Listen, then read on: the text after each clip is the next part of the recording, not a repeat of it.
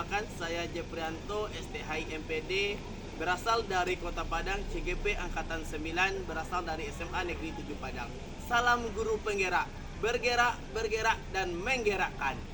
Di sini, saya akan membuat aksi nyata modul 1.4 tentang budaya positif, segitiga restitusi, dan keyakinan kelas. Selamat menyaksikan. Assalamualaikum warahmatullahi wabarakatuh. Waalaikumsalam. Yang terhormat Bapak Jeprianto STHI MPD, yang sama-sama kami hormati Bapak Ibu guru SMA Negeri 7 Padang yang telah hadir pada hari ini dalam rangka mendengarkan pemaparan materi mengenai budaya positif di SMA Negeri 7 Padang. Alhamdulillahirabbil alamin wa bihi nasta'in ala umuri dunya waddin wa ala alihi wa ashabihi Rasulillah ajmain. Puji syukur selalu kita peruntukkan kepada Allah Subhanahu wa taala yang telah memberikan rahmat dan hidayahnya sehingga kita masih diberi kesempatan untuk hadir di sekolah ini dalam rangka mendengarkan pemaparan materi mengenai budaya positif di SMA Negeri 7 Padang. Salawat beserta salam selalu kita curahkan kepada Nabi Muhammad sallallahu alaihi wasallam dengan hantaran kata Allahumma sholli ala Muhammad wa ala ali Muhammad. Baiklah Bapak dan Ibu, tanpa memperpanjang mukadimah, marilah kita dengarkan pemaparan materi mengenai budaya positif di SMA Negeri 7 Padang kepada calon guru penggerak Bapak Jeprianto STHI MPD. Disilakan.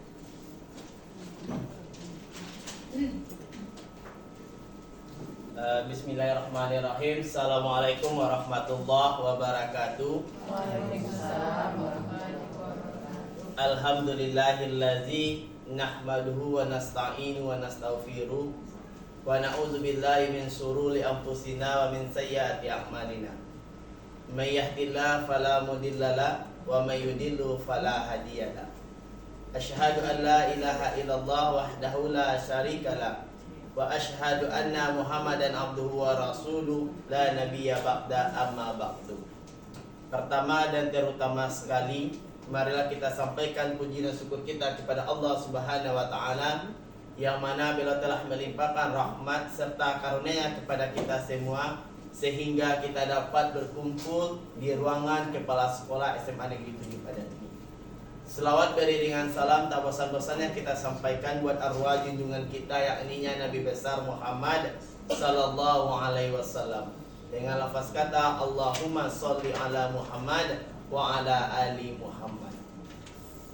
Yang terhormat Ibu Kepala Sekolah SMA Negeri 7 Padang, Ibu-ibu wakil serta tenaga pendidik dan kependidikan. Terusnya kepada ibu-ibu majelis guru SMA Negeri 7 Padang. Baiklah Bapak-bapak dan Ibu-ibu, kali ini saya mempresentasikan tentang budaya positif di sekolah. Jadi di sini adalah salah satu tanggung jawab seorang guru itu yaitu adalah menciptakan suatu lingkungan positif yang terdiri dari warga sekolah yang saling mendukung, saling belajar, saling bekerja sama sehingga terciptanya kebiasaan-kebiasaan baik. Dari kebiasaan-kebiasaan baik akan tumbuh menjadi karakter-karakter baik. Jadi budaya positif ini dia adalah bertingkat. Dimulai dari dia saling mendukung, saling belajar, saling bekerja sama sehingga terciptanya kebiasaan-kebiasaan baik. Dengan adanya kebiasaan-kebiasaan baik itu, maka akan lahirlah atau menjadilah karakter-karakter baik warga sekolah. Dan pada akhirnya karakter-karakter dari kebiasaan-kebiasaan baik akan membentuk sebuah budaya positif. Maka itulah urutan lahirnya budaya positif yang ada di sekolah, khususnya di SMA Negeri 7 Padang ini. Baiklah, menurut filosofi pendidikan Bapak KHD Ki Hajar Dewantara, yang pertama itu adalah pengajaran adalah bagian dari pendidikan. Pengajaran merupakan proses pendidikan dalam memberi ilmu untuk kecakapan hidup anak secara lahir dan batin. yaitu pendidikan memberi tuntunan. Menurut Bapak KHD, pendidikan itu memberi tuntunan terhadap segala kekuatan kodrat yang dimiliki anak agar ia mampu mencapai keselamatan dan kebahagiaan yang setinggi-tingginya, baik sebagai seorang manusia maupun dia sebagai anggota masyarakat. Itulah menurut filosofi pendidikan, yaitu Bapak Ki Hajar Dewantara. Jadi murid dan pendidik. Jadi menurut KHD itu mengibaratkan peran pendidik seperti seorang petani atau tukang kebun. Nah, maka Ki Hajar Dewantara, dia seorang pendidik itu dia diibaratkannya seperti seorang petani, seorang petani atau tukang kebun. Jadi anak-anak itu seperti biji tumbuh-tumbuhan yang disemai dan ditanam oleh Pak Tani atau Pak Tukang Kebun di lahan yang telah disediakan. Anak-anak itu bagaikan butir-butir jagung yang ditanam. Bila biji jagung ditempatkan di tanah yang subur dengan mendapatkan sinar matahari dan pengairan yang baik, maka meskipun biji jagung adalah bibit jagung yang kurang baik, maka kualitasnya akan baik. Jadi itu tergantung kepada awalnya. Jadi kalau misalnya tanahnya subur tetapi bibitnya kurang baik, karena dia ditanam di tempat yang baik, maka dia akan menghasilkan kualitas yang baik. Jadi intinya apa? Kalau anak-anak kita itu pendidikan itu tertanamnya di tempat yang baik, walaupun anak kita itu kurang baik, maka dia akan terbentuklah karakter yang baik. Nah, itu dia menurut Bapak Ki Hajar Dewantara. Standar nasional pendidikan. Standar nasional pendidikan. Standar nasional pendidikan, lingkungan yang positif itu sangat diperlukan agar pembelajaran yang terjadi adalah pembelajaran yang berpihak kepada murid. Nah, itu dia. Jadi sebagaimana tertuang dalam standar proses pada standar nasional pendidikan pasal 12, yaitu pelaksanaan pembelajaran sebagai dimaksud dalam pasal 10 ayat 2 huruf B diselenggarakan dalam suasana belajar yang pertama itu interaktif, yang kedua itu adalah inspiratif, yang ketiga itu adalah menyenangkan, yang keempat itu adalah menantang, yang kelima itu adalah memotivasi peserta didik untuk berpartisipasi aktif dan memberikan ruang yang cukup bagi prakarsa, kreativitas, kemandirian sesuai dengan bakat, minat, dan perkembangan fisik serta psikologis peserta didik. Nah, baiklah Bapak-bapak dan Ibu-ibu sekaliannya, sekarang itu ada di depan layar, itu ada konsep budaya positif, ada 7. Yang pertama itu adalah perubahan paradigma belajar. Jadi, kalau kita lihat pada kurikulum Merdeka ini, sebelum datangnya kurikulum Merdeka, apa rasanya perubahan paradigma belajar yang Bapak Ibu rasakan pada hari ini? Kan dulu kurikulum K13, sekarang sudah kurikulum Merdeka. Itu pada kurikulum Merdeka ini, itu pembelajaran dia berpusat kepada peserta didik. Otomatis ada perubahan paradigma belajar pada kurikulum Merdeka atau menurut Bapak Ki Hajar Dewantara. Sekarang Bapak Ibu sebagai pendidik, apa yang Bapak Ibu rasakan perubahan pada kurikulum Merdeka atau menurut Bapak KHD tersebut? Apa yang Bapak Ibu rasakan? Perubahan dalam belajar. Perubahan apa? Sistemnya Pak Ijek. Nah, dari segi sistemnya. Sistem ini banyak Bu Ria. Sistemnya dari segi apanya sistemnya? Misalnya mungkin kalau di kurikulum 2013 kita memberikan materi ke anak Ya. langsung. Tapi mungkin di kurikulum Merdeka kita bisa membagi anak berdasarkan gaya belajarnya. Gitu. Oh, oke. Itu menurut saya ya Pak Ya, Ijek. oke.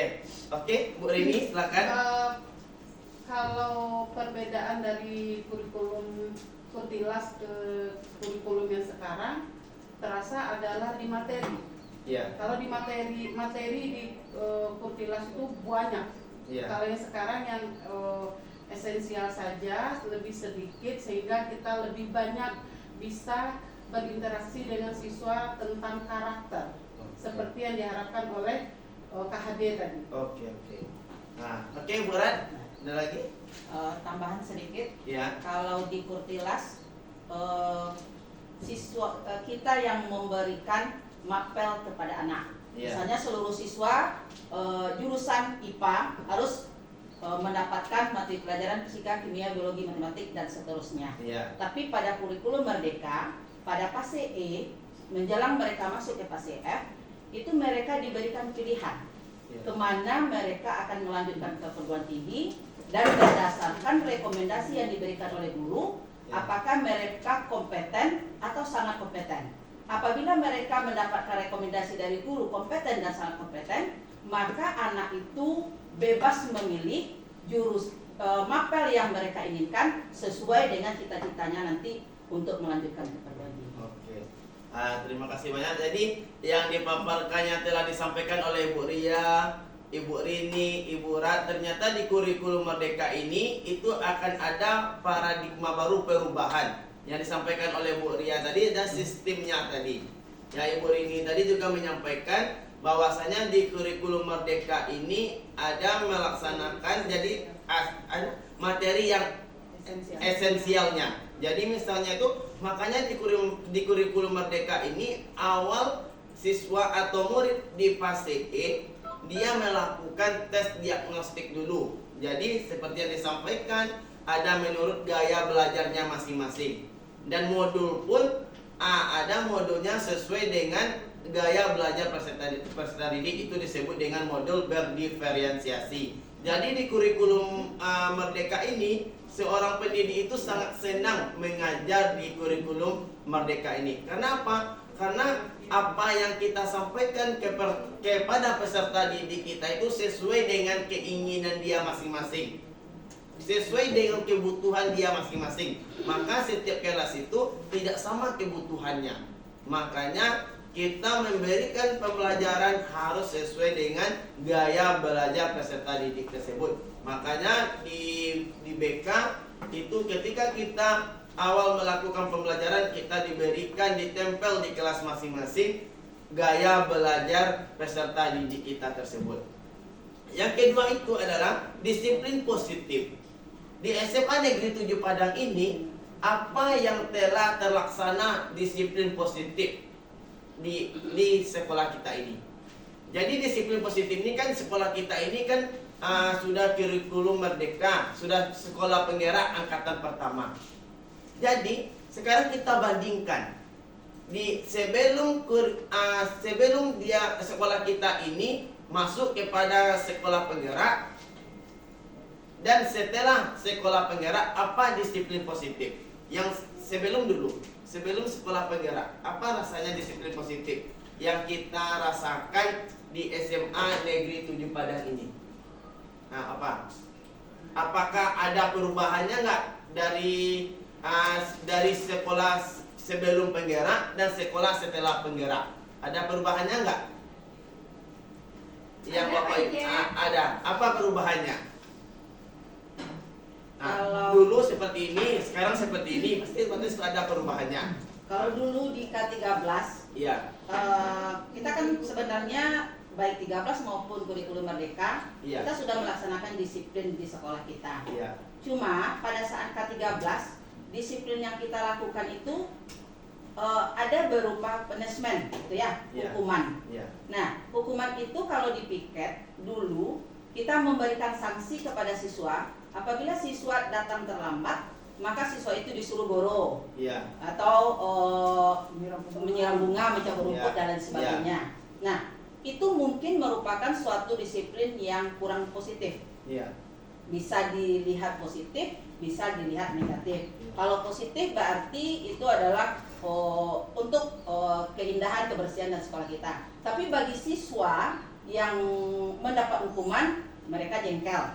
gitu kan? Karena mungkin dari rumah dia udah merasa bersih, tapi sampai di sekolah disuruh lagi bersih-bersih kan gitu. Iya. Tapi kalau di kurikulum Merdeka itu diharapkan memang disiplin positif yang kita berikan. Contoh sekarang, kita kan kalau siswa terlambat kita tidak ada lagi menyuruh anak untuk guru Iya. atau menyiram bunga, tetapi siswa diarahkan ke yang lebih positif. Misalnya bagi mereka yang terlambat, mereka harus menghafal salah satu surat dalam Al-Quran. Misalnya surat Al-Ikhlas, surat apa. Yang penting itu tujuannya mereka lebih paham dengan membaca surat Al-Qurannya dan paham dengan artinya. Jadi itu lebih menerapkan disiplin positif dari yang sebelum kita kurikulum. Oke, terima kasih banyak ya Bu Rat. Ternyata ada perubahannya ya sebelum sekolah penggerak dan setelah sekolah penggerak. Jadi yang disampaikan oleh Bu Rat tadi, sebelum kita sekolah penggerak SMA Negeri 7 Padang ini, itu anak terlambat kita berupa sanksi menyiram bunga. Tetapi setelah adanya kita masuk kepada kategori sekolah penggerak, kita belajar dari Bapak KHD, Ki Hajar Dewantara. Ternyata kita itu memberikan yang positif kepada anak kita, seperti menghafal ayat, misalnya dia literasi membaca buku di perpustakaan. Jadi secara otomatis kita telah menerapkan disiplin positif di sekolah kita ini. Biasanya setiap pagi itu disiplin positif di sekolah kita, apa yang rutin kita laksanakan setiap pagi? Membaca Al-Quran. Membaca Al-Quran. Habis itu adalah murid bersalaman bersama guru. Itu merupakan disiplin positif yang ada di sekolah kita ini. Yang ketiga itu adalah motivasi perilaku manusia. Jadi motivasi perilaku manusia ini maksudnya adalah ada nggak kita memberikan motivasi kepada murid kita. Misalnya ada murid kita tidur atau dia ada masalah, ada nggak kita memberikan motivasi kepada mereka? Selalu.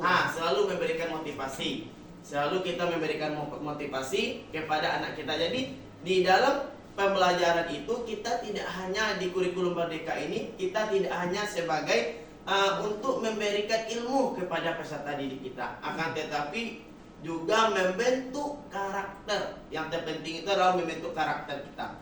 Makanya kita itu adalah sebagai manajer di dalam pembelajaran. Jadi menurut Bapak Ki Hajar Dewantara, guru itu merupakan manajer dalam melakukan proses pembelajaran.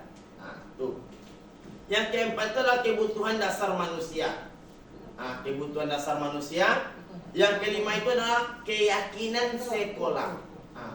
Di sini apa contohnya keyakinan sekolah yang telah kita buat? Apa contohnya keyakinan sekolah? Misalnya apa? Keyakinan sekolah apa? Selalu datang tepat. Selalu datang tepat waktu. Makanya ada tidak adanya pimpinan atau kepala sekolah, kita selalu tetap mengajar dan hadir tepat waktu. Itu merupakan keyakinan sekolah kita. Jadi ada dan tidak adanya unsur pimpinan, ada tidak adanya pengawas, ada tidak adanya pihak yang memantau, kita seorang guru tetap melaksanakan tugas semana mestinya sesuai dengan tupoksi seorang guru. Yang keenam itu adalah posisi kontrol. Jadi nih, jadi posisi kontrol ini ketika ada permasalahan di sekolah kita ini, maka posisi kontrol kita sebagai apa?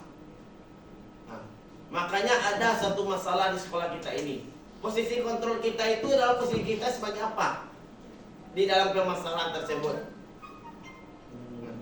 Otomatis posisi kontrol kita adalah untuk memberikan solusi kepada pihak yang melakukan suatu permasalahan. Dengan adanya masalah tersebut kita selesaikan dengan menggunakan segitiga restitusi. Itu dia. Maka kita menggunakan segitiga restitusi. Mana yang dikatakan dengan segitiga restitusi? Mari kita lihat sama-sama. Jadi apa-apa? Segitiga restitusi ya.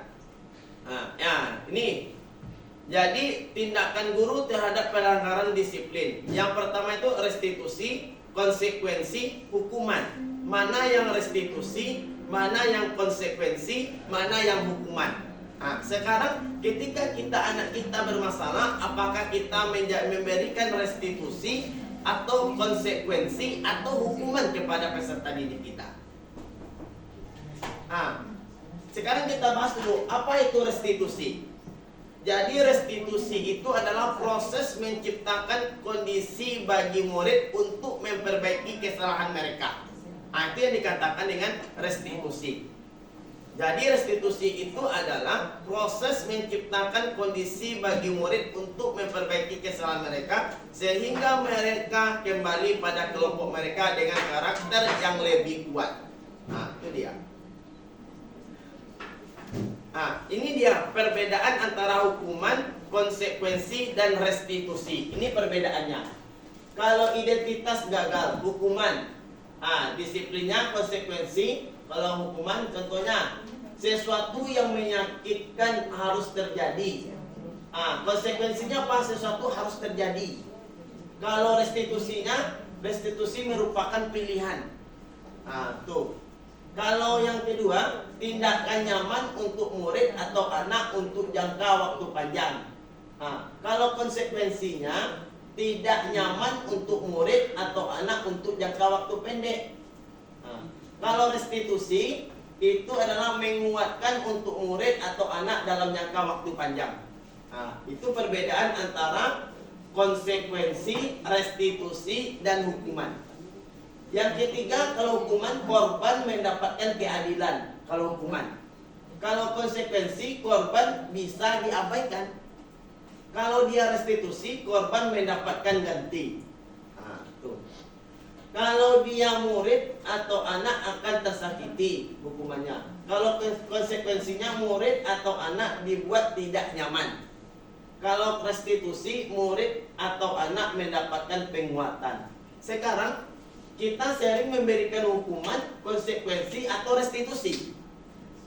Sekarang restitusi. Dulu memang hukuman atau restitusi.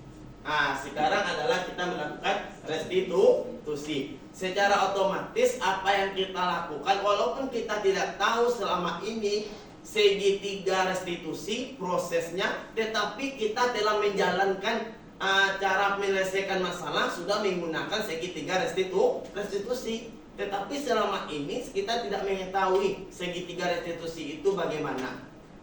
Tetapi dengan cara kita selama ini menyelesaikan suatu permasalahan dengan murid kita ternyata kita telah melakukan seperti proses atau langkah-langkah segitiga restitusi.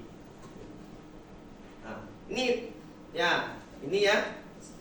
Ini perbedaan antara hukuman, konsekuensi, dan restitusi. Ini hukuman, perilaku pasif, agresif meningkat. Kalau konsekuensinya, penguatan hanya bertahan dalam jangka waktu pendek. Kalau restitusinya, itu adalah masalah terpecahkan. Tuh. Yang kedua, sistem tidak akan berjalan bila murid tidak takut. Sistem tidak akan berjalan bila murid tidak takut. Kalau konsekuensi memerlukan monitoring dan supervisi tentang terus-menerus dari guru. Kalau restitusinya adalah murid belajar bertanggung jawab untuk perilakunya. Itu dia. Kalau hukuman selanjutnya berlaku hanya pada sebuah institusi, tidak berlanjut pada kehidupan nyata. Kalau konsekuensi membantu penerapan mengikuti peraturan dalam masyarakat. Kalau restitusinya fokus pada pemecahan masalah dalam jangka waktu panjang. Kalau peraturan adalah kamu harus, apa peraturannya? Mampukah kamu melakukannya? Terima kasih. Itu konsekuensi. Kalau restitusinya, apa yang kamu yakini? Apa yang bisa kamu lakukan untuk memperbaiki masalah ini? Murid atau anak membenci peraturan hukuman. Pasti seorang murid atau anak pasti dia membenci sebuah hukuman. Tetapi kalau konsekuensi, murid atau anak menghormati peraturan. Kalau restitusi, murid atau anak menghormati dirinya dan orang lain. Ini bedanya antara konsekuensi dengan restitusi. Kalau dia restitusi ini, dia tidak hanya untuk diri dia, tetapi untuk orang lain.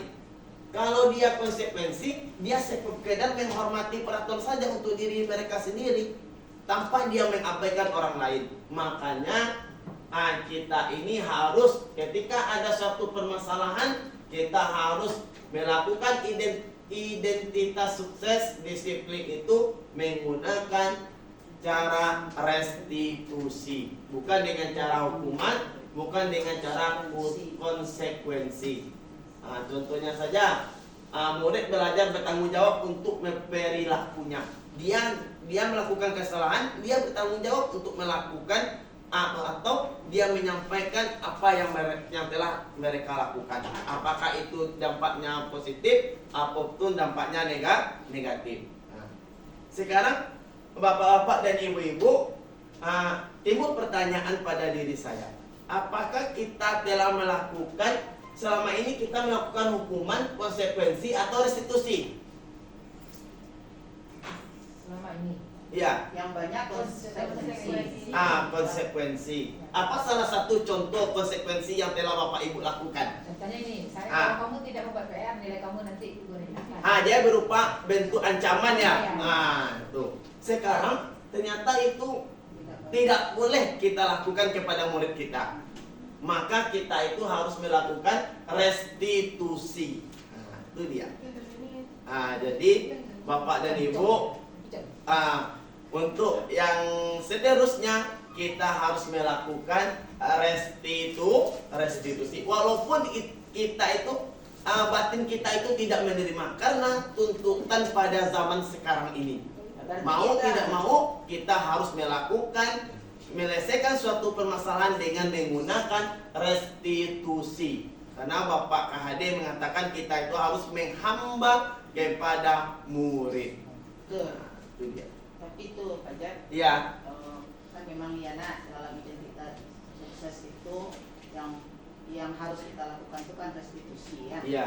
Biasanya kita kalau zaman dulu mungkin lebih banyak hukuman. Iya. Kalau tidak dikerjakan ini hukuman, Iya. gitu ya. Iya. Kemudian seiring perjalanan waktu dan bertukar juga kurikulum, Iya. sudah mulai kita mengarah ke konsekuensi.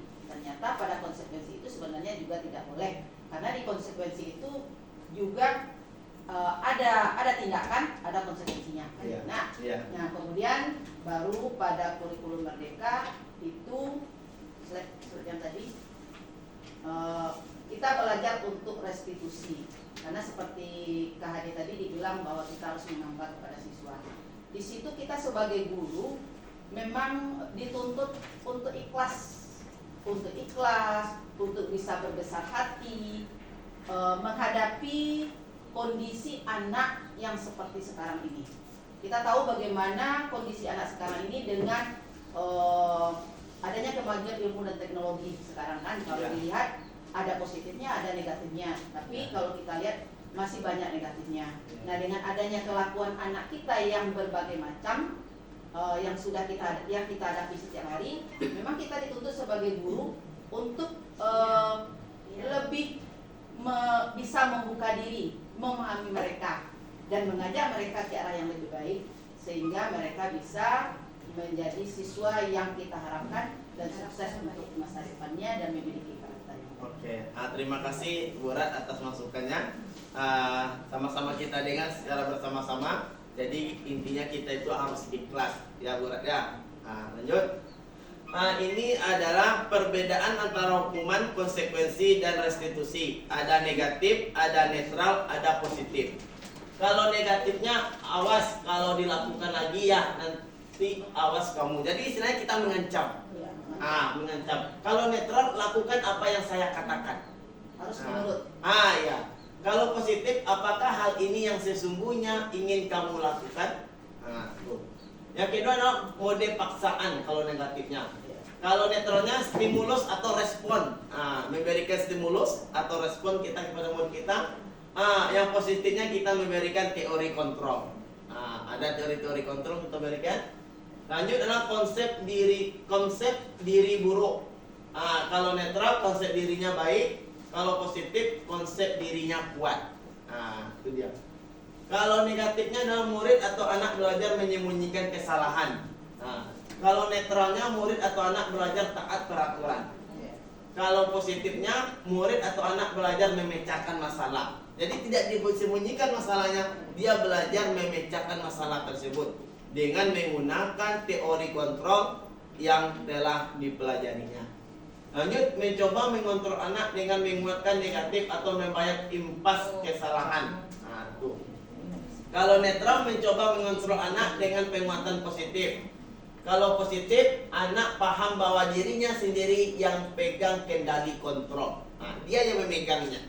Nah, inilah adalah perbedaan antara hukuman, konsekuensi, dan restitusi. Nah, ini hukuman dan konsekuensi. Nih, hukuman bersifat tidak terencana atau tiba-tiba. Nah, hukuman. Kalau konsekuensi dibuat oleh pihak guru atau sekolah dan sudah disepakati, sudah dibahas, disetujui oleh murid dan guru. Konsekuensinya apa? Misalnya anak terlambat datang sekolah, apa konsekuensi diberikan oleh seorang guru?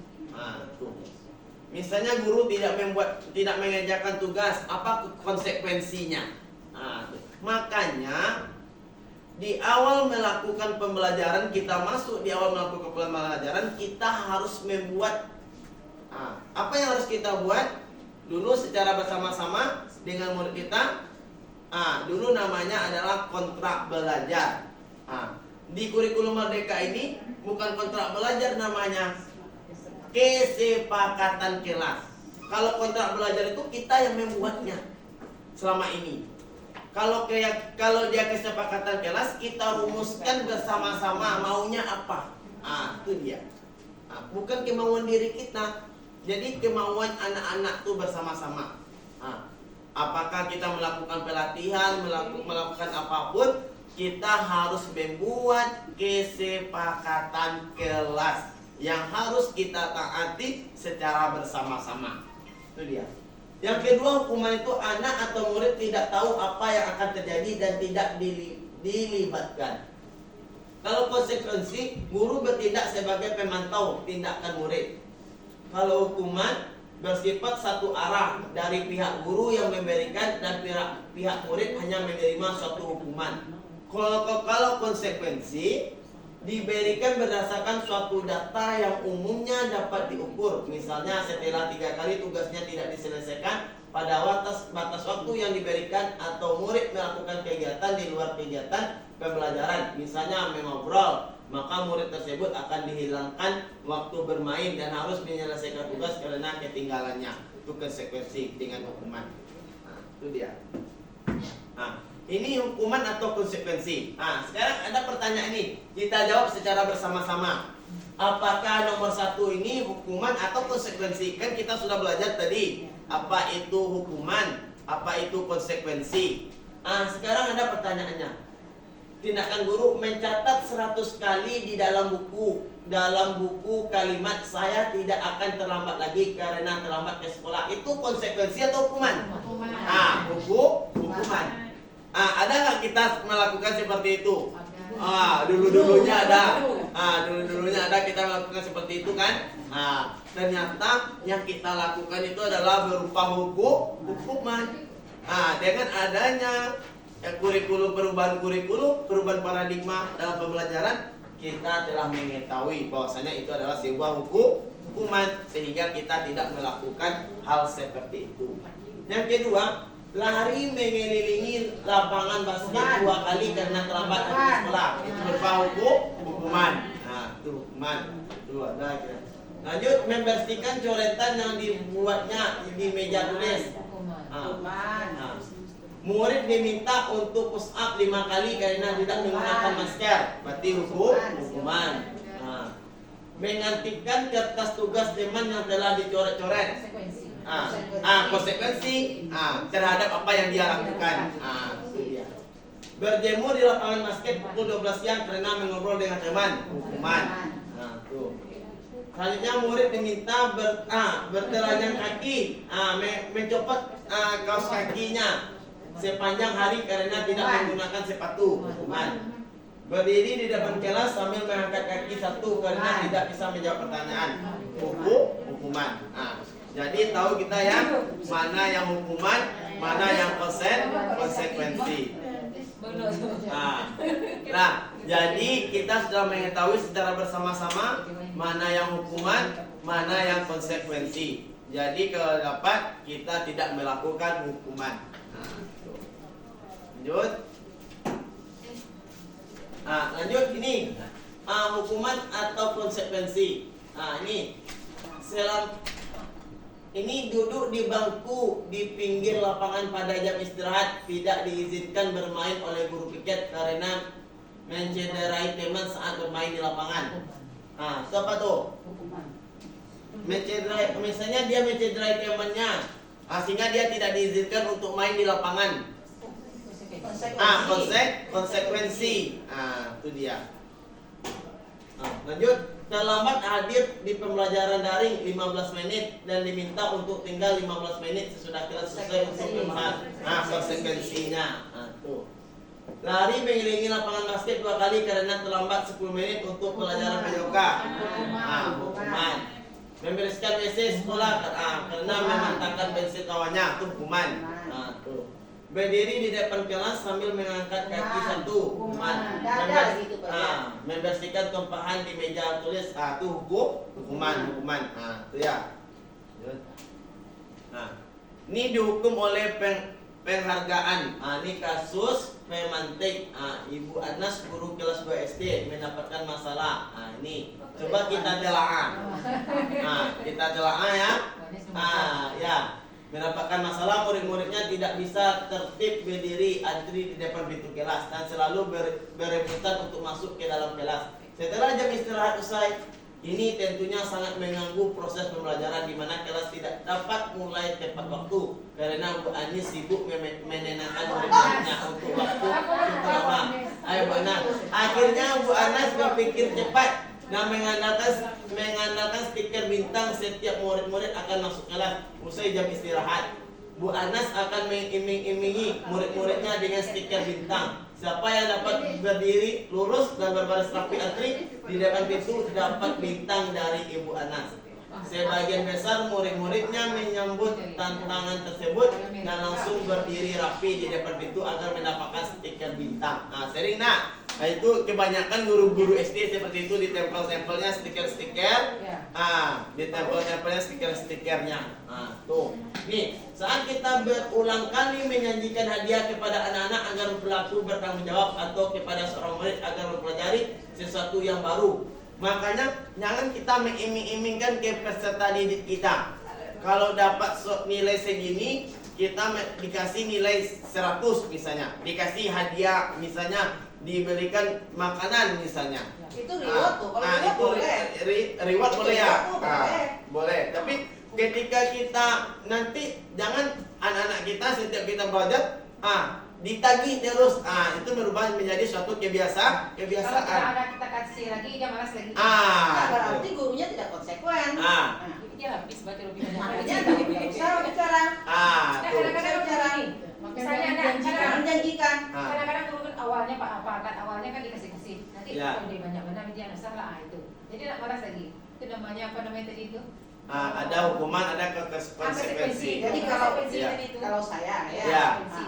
memang kalau saya sudah boleh dikatakan udah lama lah ya. Kalau untuk anak ulangan harian, memang sebelum ujian, bahkan seminggu sebelum ujian, saya berikan kepada anak. Nanti minggu depan kita ulangan, siapa yang mendapat nilai 100, ibu beri reward. Memang. Ya. Tapi tidak dikatakan apa rewardnya. Iya. Nah, tidak dikatakan apa rewardnya. Kenapa? Kalau kita tentukan rewardnya, seperti yang dibilang Bu Anis tadi, kalau misalnya dia satu yang dapat 100, untuk alhamdulillah tidak ada masalah. Kalau di kelas itu ada 15 orang yang dapat nilai 100, kalau kita tentukan rewardnya, misalnya dengan harga 10.000, tentu kenanya 150.000. Ya. Itu akan menjadi bagi kita kan, beban bagi kita. Akhirnya nanti kalau tidak kita lakukan berarti gurunya tidak konsekuen. Iya. Jadi usaha yang kita lakukan, yang pertama kita harus memberikan motivasi ke anak supaya mereka lebih terpacu untuk belajar sehingga nilainya bagus. Dan reward itu jangan beritahukan apa rewardnya. Iya. Yang penting nanti apabila Ananda nilainya 100, Ananda dikasih reward. Itu sudah saya lakukan bertahun-tahun itu. Oke. Berarti intinya kita tidak boleh menyampaikan Jangan disebut. apa reward yang kita berikan. Jangan disebut. Oke, jadi dihukum oleh penghargaan. Ini contohnya dihukum oleh penghargaan. Atau kepada seorang karyawan agar melakukan pekerjaan yang berkualitas, kita tidak berasumsi mereka tidak dapat melakukannya atau mereka tidak akan memilih untuk melakukannya. Nah, ini dia.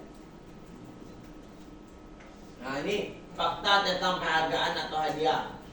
Pengaruh langkah pendek dan jangka panjang.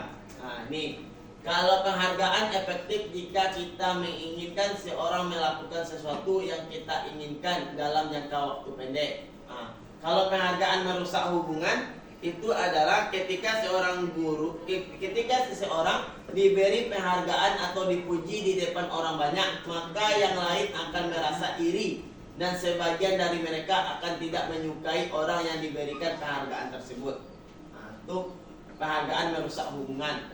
Jika seorang guru sering memberikan penghargaan kepada murid-muridnya, besar kemungkinan murid-muridnya termotivasi hanya untuk menyenangkan gurunya. Mereka tidak akan bersikap jujur kepada guru tersebut. Nah, yang ketiga, penghargaan menciptakan persaingan di dalam kelas dan persaingan menciptakan kecemasan. Nah, itu adalah penghargaan merusak hubungan. Kalau ini adalah pengaruh jangka pendek dan jangka panjang. Ada penghargaan tidak efektif. Nah, kalau penghargaan tidak efektif, suatu penghargaan adalah suatu benda atau peristiwa yang diinginkan yang dibuat dengan persyaratan. Hanya jika Anda melakukan hal ini, maka Anda akan mendapatkan penghargaan yang diinginkan. Yang kedua, jika saya mengharapkan suatu penghargaan dan tidak mendapatkannya, maka saya akan kecewa dan berkecil hati, serta kemungkinan lain kali saya tidak akan berusaha sekeras sebelumnya. Kalau penghargaan mengurangi ketepatan, riset satu dalam sebuah percobaan, sekelompok anak laki-laki berusia sekitar 9 tahun diminta untuk melihat gambar-gambar wajah yang ditampilkan di layar, dan mereka harus memberitahu jika wajah-wajah tersebut wajah-wajah tersebut sama atau berbeda. Jadi gambar-gambar tersebut hampir sama. Beberapa dari mereka diberi penghargaan dalam bentuk uang pada saat mereka memberikan jawaban yang benar, sementara sebagian yang lain tidak. Hasil, anak laki-laki yang dibayar membuat lebih banyak kesalahan. Sebenarnya Pak Jem, Iya. Reward atau penghargaan itu bukan hanya berupa uang, berupa benda Iya. saja. Kita kasih aja gini aja ke anak. Iya. Nah, itulah reward. Iya. Iya kan? Iya, iya. Bukan, jadi makanya mindset kita tuh harus juga kita perbaiki. Iya. Jangan kita nanti ibu kasih rewardnya yang terbayang uang, Iya. benda atau minuman, bukan seperti Iya. itu. Pujian aja kita berikan ke anak itu juga reward. Tanda seperti ini aja itu Iya. juga reward, gitu kan? Jadi Iya. artinya rubah pola kita. Dengan kita merubah pola kita, anak juga akan beradaptasi dengan apa yang kita lakukan. Tapi kadang ada juga Bu, mungkin kan kita sudah merubah pola kita Bu dengan memberikan ini, contohnya kan itu termasuk reward juga. Iya. Tapi bagi anak itu bukan reward yang mereka tanamkan, reward itu mungkin dia mendapatkan sesuatu. Nah, gitu. Jadi mungkin selain kita yang sudah merubah mindset, Iya. mungkin ke anak juga kita juga harus tanamkan bahwa reward itu tidak hanya sekedar kita menerima barang, tapi untuk pujian, nilai yang nilai tambahan, nilai plus mungkin Iya. juga termasuk reward itu. Nilai tambahan. Jadi reward itu bukan hanya berupa benda. Iya, Iya. jadi perlu kita menanamkan dari awal konsep reward itu seperti apa, tidak hanya berbentuk benda. Nah, tuh, tepuk tangan saja itu merupakan sudah reward kepada anak-anak. Nah, ya kan? Kita memberikan tepuk tangan saja kan? Nah, sudah bentuk reward kepada anak-anak kita.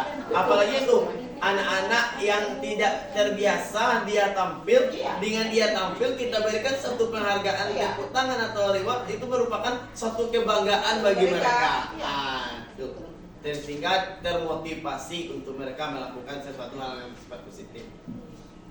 Tuh. Motivasi intrinsik jauh lebih baik. Ini seorang anak belajar untuk pertama kali menggabungkan huruf-huruf dan kata-kata. Ini dari awal. Ini tindakan guru ketika siswa membuat kesalahan. Ini tindakan guru ya ketika seorang siswa membuat kesalahan. Yang pertama, menunjukkan kesalahan dan memintanya melihat kesalahan baik-baik. Tuh. Yang pertama tuh menunjukkan kesalahannya. Kesalahan yang telah diperbuatkannya. Tuh. Yang kedua, mengatakan kamu seharusnya tahu bagaimana kamu seharusnya bertindak. Tuh. Yang ketiga, mengingatkan murid Anda akan kesalahannya yang sama di waktu sebelumnya. Tuh kita ingatkan. Yang keempat, bertanya kepadanya, kenapa kamu melakukan sesuatu yang seharusnya tidak kamu lakukan. Tuh. Yang kelima, mengkritik dan mendiamkannya. Ininya adalah ada 5 tindakan guru ketika siswa membuat kesalahan. Jangan kita intimidasi mereka. Maka kita tanya dulu, kita melakukan pendekatan dulu. Itu merupakan teori segitiga restitusi tadi. Kita tidak hanya mencas anak itu adalah salah. Tuh, kita tanya dulu apa yang telah dia lakukannya. Maka anak itu seperti dari awal tadi, dia harus belajar jujur menyampaikannya, baik itu kesalahannya maupun sesuatu yang bersifat negatif ataupun yang bersifat positif. Maka sebagai seorang guru, ketika murid Anda melakukan kesalahan, tindakan mana yang akan Anda lakukan? Tuh, tindakan mana yang kita lakukan? Restitusi. Itu tadi. Bukan hukuman, bukan konsekuensi, tetapi adalah restitusi. Sebuah cara menanamkan disiplin positif pada murid. Ini dia. Restitusi pada solusi, fokus pada solusi. Restitusi memperbaiki hubungan. Restitusi adalah tawaran bukan paksaan. Jadi restitusi itu tawaran bukan paksaan. Restitusi itu adalah menguatkan. Restitusi diri adalah cara yang paling baik. Restitusi menuntun untuk melihat ke dalam diri. Restitusi mengembalikan murid yang berbuat salah pada kelompoknya. Restitusi bukan untuk menebus kesalahan, namun untuk belajar dari kesalahan. Yang selanjutnya, restitusi fokus pada karakter bukan tindakan. Ini dia. Inilah restitusi atau disebut dengan restitusi mencari kebutuhan dasar yang mendasari tindakan. Restitusi menguatkan. Restitusi adalah tawaran bukan paksaan. Jadi tawaran bukan memaksa murid. Ada 5 kebutuhan dasar manusia. Ini dia. Ada 5 kebutuhan dasar manusia. Kebutuhan untuk bebas. Yang kedua, kebutuhan untuk mencari kesenangan, bermain dan tertawa. Yang ketiga, kekuatan untuk mencapai sesuatu, menjadi kompeten, menjadi terampil, diakui atas prestasi yang dilakukannya. Kebutuhan untuk disayangi dan diterima meliputi kebutuhan akan hubungan dan koneksi sosial. Yang kelima, kebutuhan yang bersifat fisiologis untuk bertahan hidup, misalnya kesehatan, rumah, dan makanan. Jadi bertahan hidup ini ada penguasaan, ada kesenangan, ada kebebasan, ada kasih sayang dan rasa diterima. Ini kebutuhan apa yang perlu dipenuhi? Ini jawaban Dimas. Aku merasa bangga dan keren. Kebutuhannya adalah penguasaan. Dari cerita di atas. Yang kedua, jawaban Dimasnya adalah biar bisa jalan-jalan naik. Kasih sayang dan rasa diterima. Tuh, dari ini tahun ini Dimas enak berusia 17 tahun. Dia senang kali ketika ayahnya mulai mengajarnya cara menyetir mobil. Biar bisa jalan-jalan naik. Itu dia.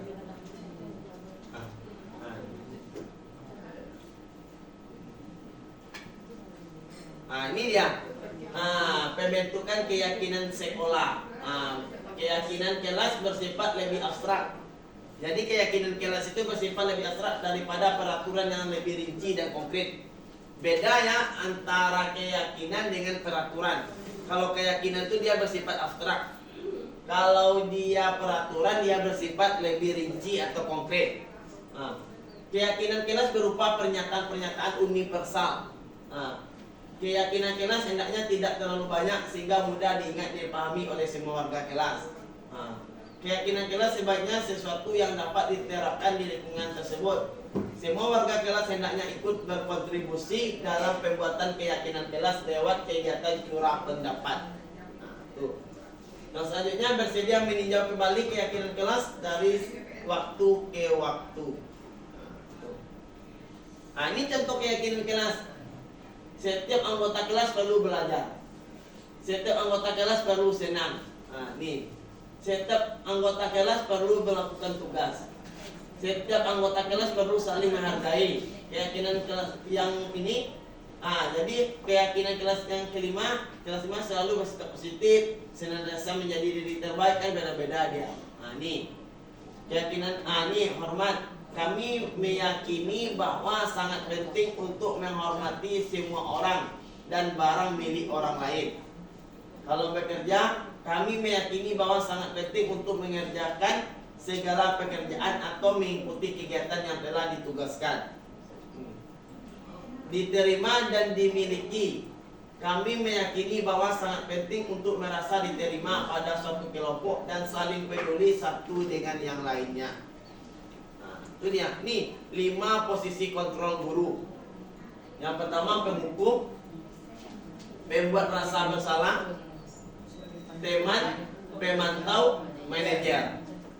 Itu dia. Otomatis kita sebagai manajer. Tuh. Ini. Ini dia. Ini penghukum, pembuat merasa bersalah. Penghukum, nada suaranya tinggi. Bahasa tubuh, mata melotot, jari-jari menunjuk untuk menghati. Jadi terlambat lagi, pasti terlambat lagi. Kamu aja terlambat lagi kamu lagi. Berarti dia adalah penghukum. Pembuat merasa bersalah, nada suaranya melelas atau halus. Memelas, halus, sedih, bahasa tubuhnya merapat pada anak. Adik, kamu ingin bagaimana ya? Sekarang kita melakukan semua ini, kita penghukum atau pembuat merasa bersalah? Bukan merasa bersalah banyak juga. Ya. Misalnya gara-gara kamu nanti aku dimarahin kelas sekolah. Ya kan? Jadi kita istilahnya kita dikatakan sedih, kita nggak, tapi nada kita adalah kita kecil, tapi dia yang merasa bersalah siswanya. Ya. Kita nada kita istilahnya memelas. Ya. Jadi hasilnya murid akan merasa bersalah. Dengan kita sampaikan tadi seperti itu, murid itu akan merasa bersalah. Baiklah Bapak-bapak dan Ibu-ibu, tadi kan kita belajar itu 5 posisi kontrol guru. Kita lanjut kepada posisi kontrol yang ketiga, yaitu teman. Ini. Jadi nada suara itu ramah, akrab, dan bercanda, bahasa tubuh merapat pada murid, mata dan senyumnya jenaka. Boleh ya itu, Pak. Ini contohnya dulu. Adi, ayolah bagaimana sih kamu? Kemarin kamu sudah janji ke bapak bukan? Kenapa terlambat lagi? Sambil ketawa ringan, ya sudah tidak apa-apa, duduk dulu sana. Nanti Pak Guru bantu kamu. Sambil senyum-senyum, bagaimana perasaan murid dengan sikap guru seperti ini? Tergantung senyumnya.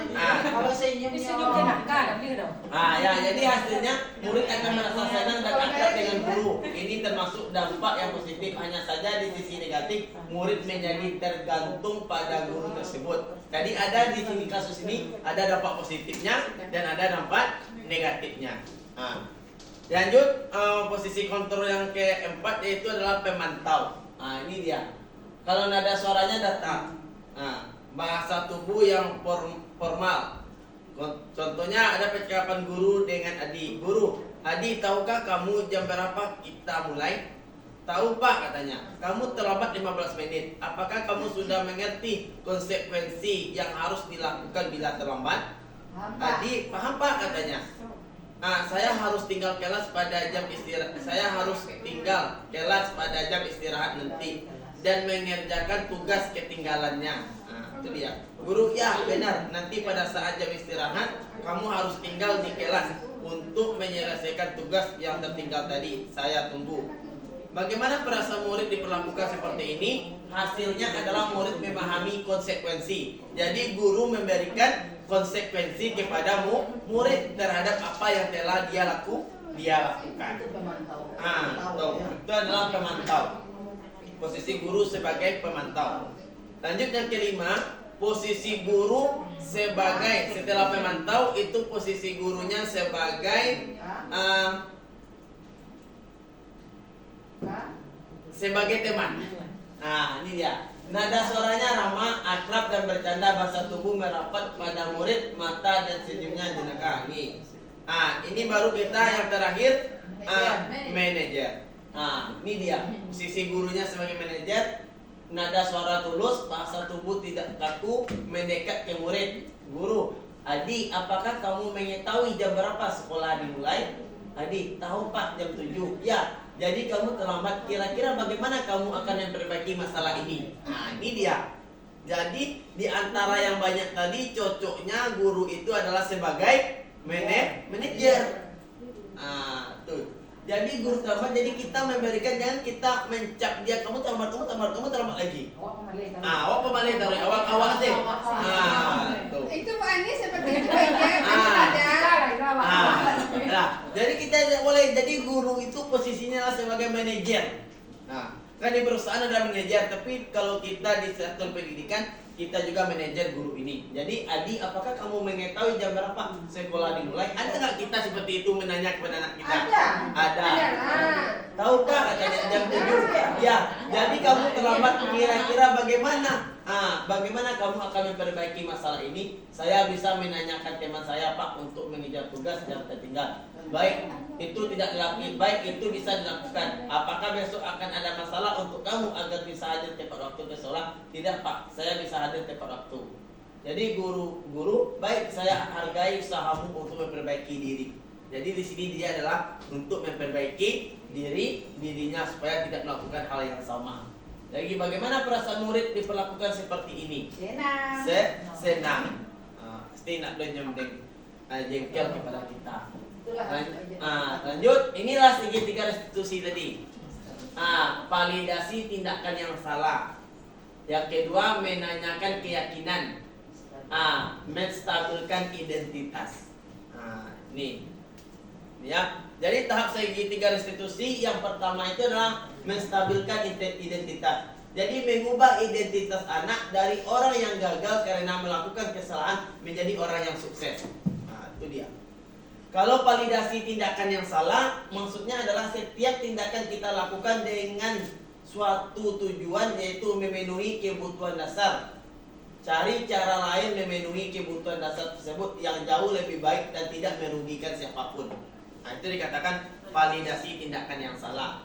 Kalau menanyakan keyakinan, ketika identitas sukses telah tercapai atau langkah 1 dan tingkah laku yang salah telah divalidasi langkah 2, maka anak akan siap untuk dihubungkan dengan nilai-nilai yang dia percaya dan berpindah menjadi orang yang dia inginkan. Nah, inilah tahapan segitiga restitusi. Jadi kalau bisa kita adalah melakukan segitiga restitusi ketika kita melakukan atau menyelesaikan suatu permasalahan. Nah, ini kesimpulannya. Demikianlah penjelasan mengenai konsep-konsep budaya positif sebagai upaya-upaya yang dapat dilakukan dalam membangun karakter positif di sekolah. Tentunya untuk mewujudkan hal ini membutuhkan proses yang tidak bisa dilakukan dalam waktu singkat. Selain itu, proses ini juga membutuhkan keterlibatan semua pemangku kepentingan di sekolah ini. Jadi tidak hanya guru, semua pemangku kepentingan di sekolah ini.